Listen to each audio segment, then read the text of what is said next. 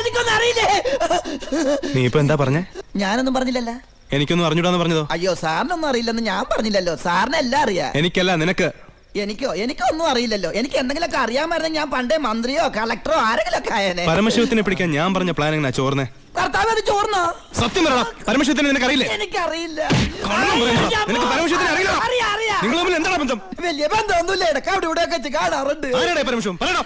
നീല നിറത്തില് കഴുത്തേല് മൂർക്കം പാമ്പിനൊക്കെ ചുറ്റി മുടി നീട്ടി വളർത്തി തലേന്ന് ഗംഗേനെ ചാടിച്ചിട്ട് ഈ കാലണ്ടറിലും സിനിമയിലും ഒക്കെ കണ്ടിട്ടുണ്ട്.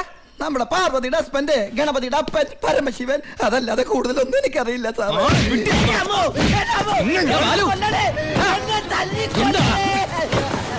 ഏട്ടാ, എന്റെ പ്ലാൻ ചോർത്തി ഇവനാണെന്ന് എനിക്ക് സംശയമുണ്ട്. ഇവനോ? എടാ, പട്ടിണിയും പരിവട്ടായിട്ട് ജോലി തണ്ടി ദുബായി ചെന്ന് എനിക്ക് താമസിക്കാൻ ഒരു മുറിയും ആഹാരം ഒന്ന് രക്ഷിച്ചത് ഇവനാ. ഒരു സഹോദര ബന്ധം ഞങ്ങൾ തമ്മിലുള്ള.